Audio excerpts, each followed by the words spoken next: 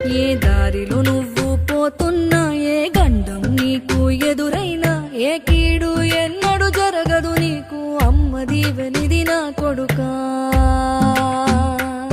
ఈ దిక్కులు నీతో కదిలేను, ఆ చుక్కలి దిష్టి తీసేను, ఏ గాలి ధూళి సోకదు నిన్ను, అమ్మ దీవెనిది నా